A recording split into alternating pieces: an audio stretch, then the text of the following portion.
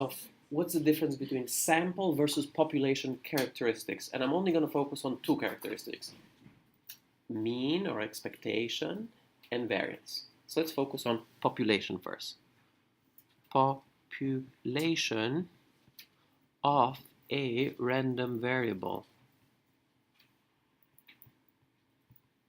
What should you think when you think about the population of a random variable? What is it that you should think of when you think about the population of a random variable? You should think of having the probability density function of that variable, knowing exactly how that variable behaves. So for example, I could tell you that x, which is a random variable,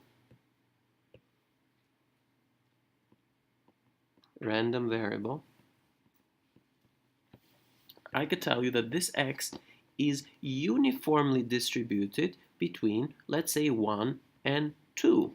Okay, so I'm really introducing a kind of distribution. So we might want to kind of go back to this and think about, what does this really mean?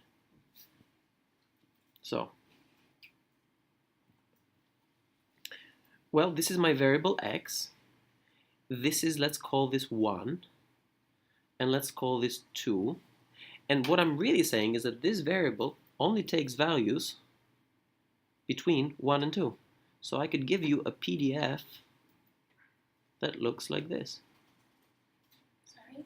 Yes. Okay, so that whenever that happens, just let me know, because that just simply means that this screen has frozen, which happens at times. Thanks, Mar. So this is the PDF of this random variable. Okay, what does that mean? Is that this random variable takes values between 1 and 2, and every single value is equally likely. That's why the name uniform. It has a uniform density. So this density doesn't change, but here I have PDF, probability density function. So I can ask things like, what is the expectation of this variable? What would the expectation of this variable be? Well, this expectation is a characteristic of the population, okay? It's a characteristic of the population, and I'm able to find things like expectation of that population, which in this case would be, anyone? What's the expectation, the central tendency of this? Here's how I think about it. I kind of shade the PDF. What should be the area under a PDF? What should be the area under a PDF? 1, because the area under a PDF gives you probability of that event happening. So what's the probability that x is going to be between 1 and 2? 1. It will always be there, okay? So that's one property of the PDF. Now, the way I like to think about it is, imagine that I want to place my finger, imagine this is a block, okay? And imagine of the x-axis as being like a rod, okay? Like a weightless rod. And I want to place my finger somewhere down here so that this block is in equilibrium, okay? Or imagine that there is no rod down below, and I want to place my finger in such a way that that block can stay on top of my finger. Where would I have to place my finger? Where would I have to stop so that the block is in equilibrium? Well, right about at this center point here. So the expectation of this is 1.5. Okay, it's this idea of a central tendency. But in order for you to do that, you need the PDF.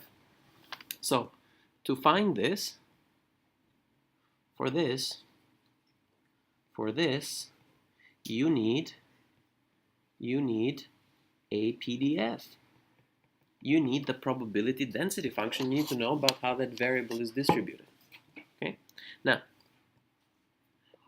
can I, on the other hand, get a sample of this distribution? Let's do another thing, which is, let's focus on sample. Sample. So here we had kind of like population. Let's focus on sample. Imagine that I didn't tell you anything about the distribution of this variable, but I just gave you some numbers. I told you 0.75. Well, that cannot happen. 1.75. 1.12, 1.99, 1.5.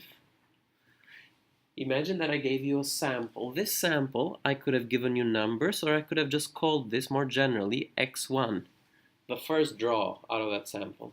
I could have called this x2.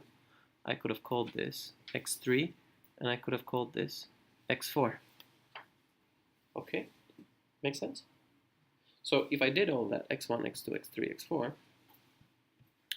then what can you tell me? What characteristics does this sample have? What can you tell me about this sample? Devin? You can say all the values fall between 1 and 2. You can say all the values fall between 1 and 2. Absolutely. What else could you say?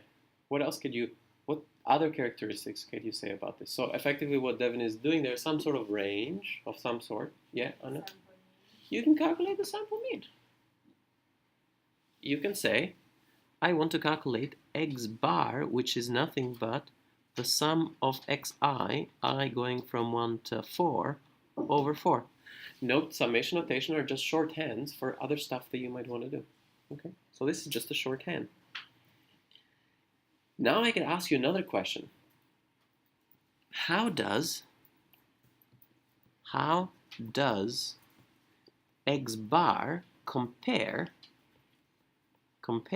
with expectation of x, which we calculated earlier?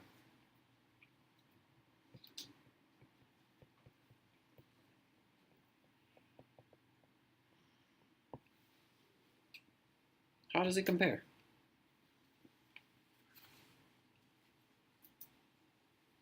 Are they the same? They're definitely not the same. Okay?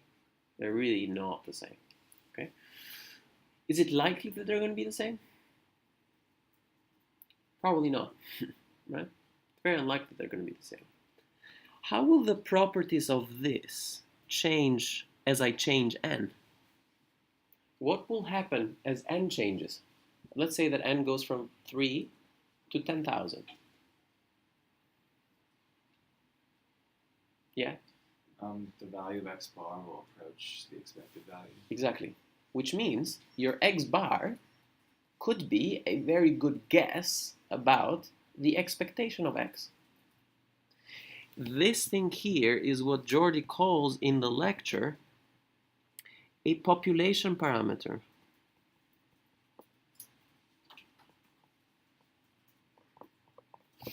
This thing here is very good because it's a population parameter. It allows me to, I know something about the characteristic of the population.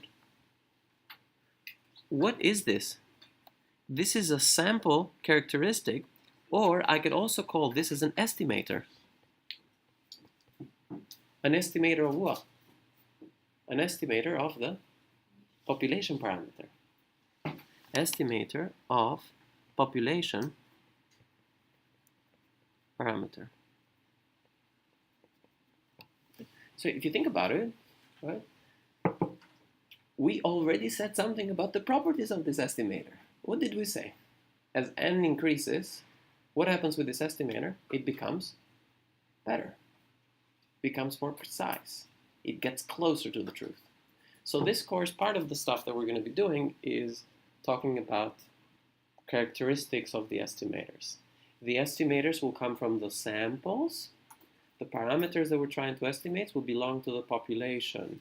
A lot of the time, we don't have the distribution, so we don't have the actual population, and we just have the estimators of population parameters. So far, so good? Everybody's with me? So, just to summarize, I want you to, in this course, to distinguish between, are you being asked about a sample characteristics, or are you being asked about a population characteristics? And usually the sample characteristics will serve as guesses or estimators, if we want to call it formally, of the population parameters. Okay? So I'll end here. See if you can have some questions on this one.